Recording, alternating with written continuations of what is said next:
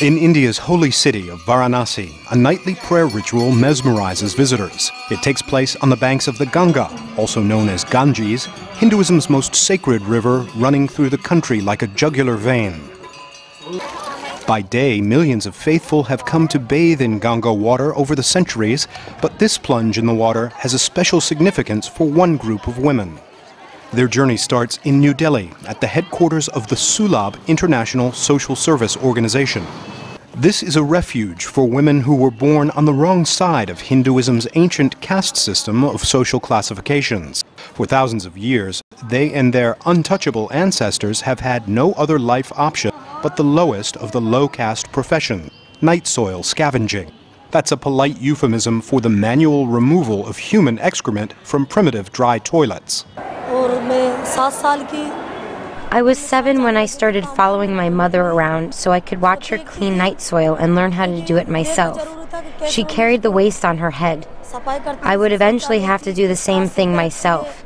My hands were too small at the time for the usual cleaning brush, so I had my mother make me a miniature one. Night soil scavenging is slowly becoming obsolete in some areas thanks to a sanitation revolution launched by Bindeshwar Pathak.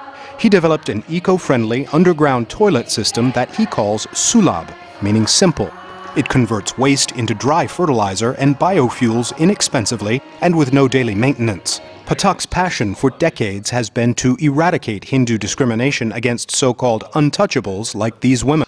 He recalls a defining moment in his life when he saw an entire community ignore an untouchable boy who had been attacked by a bull. We took him to hospital and the boy died. There I took vow to fulfill the dreams of Mahatma Gandhi. Pathak now offers these women an escape from untouchability and their first experience of a classroom. Good morning, class. Good morning, ma'am. My name is Dolly Parwana. I live in Tonk, Rajasthan. I joined to Sulabh in 2008.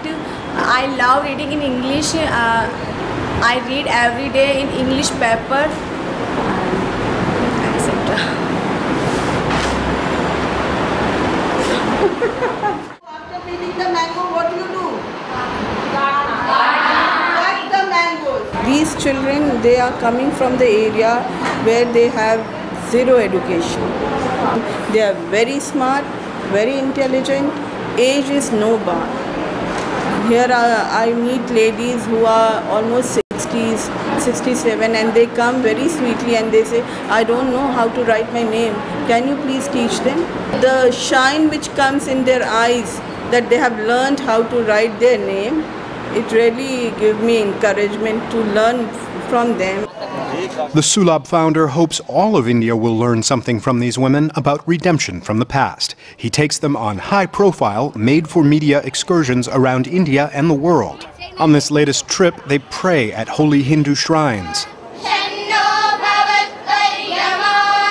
They receive songs of blessing as they sit side by side for a meal with members of Hinduism's highest class, the Brahmins.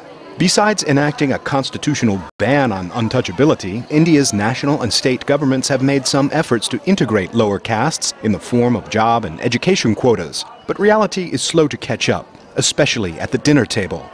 More than 200 million people or 300 million people, they are not allowed to have food with others, even today. If you go to a village, they cannot have a common dining. And the Sulabh women wash in the sacred Ganga, a powerful public affirmation of their dignity as Hindus. Sulabh is slowly changing Hindu attitudes as some of the conditions that fostered untouchability are replaced by better hygiene and sanitation. But volunteers say plenty of work lies ahead because attitudes 5,000 years old are not easy to wash away. Achin, VOA News, Varanasi, India.